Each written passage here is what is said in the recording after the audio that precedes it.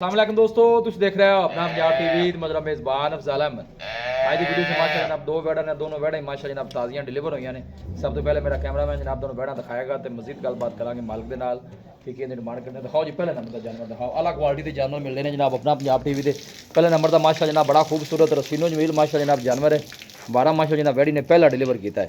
इकबाल किन्ने दिन हो गए सूई कल सूई है। चुआइयाँ किनिया हो गई ने बैठ दियाँ?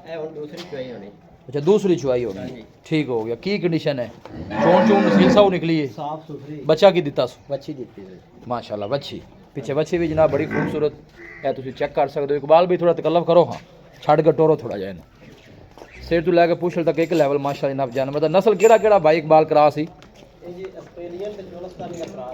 अच्छा ऑस्ट्रेलियन तो चोलस्तानी, ठीक हो गया। लाया सो वापस।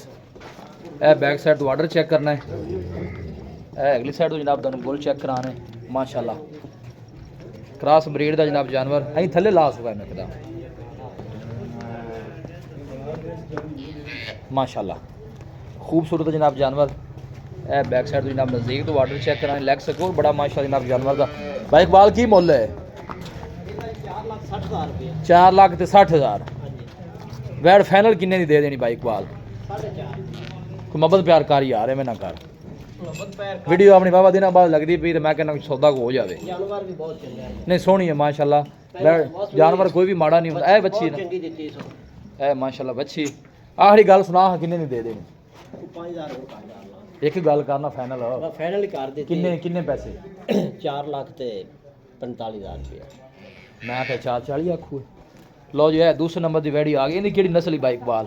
ये चोलस्तानी ते फरीदियन दा क्रास। मैं ना चोलस्तानी दी जर्सी है वे जर्सी दा क्रास भी। बच्चा की है पीछे? इंदा बच्चा है जी, ये भी काल से। अच्छा ये भी कल से पीछे जनाब है बच्चा है। इन्हू छड़ के टोर था इंदा वारा कितना? दूसरा है जी, दूसरा वारा है। चोन निकली हो निकली? साफ सुथरी बड़ी। अच्छा जी ए बैक साइड ऑर्डर चेक करना है। आन दे वापस। भाई इकबाल इंदा की मोली ये दूजन बैठ दा? 3,70,000 रुपया। 3,70,000। हाँ जी फाइनल किन्ने दी? फाइनल 60 दी।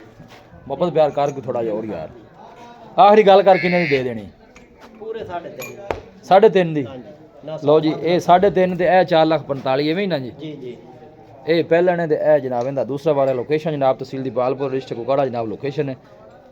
वीडियो जनाब पसंद आवे वीडियो में लाइक करो, दोस्तों ना जनाब शेयर जरूर किया करो। मिलांगे जनाब एक अच्छी और लाजवाब वीडियो के नाल। अपने मेज़बान अफसाला मैनू दो इजाज़त। अल्लाह निगहबान।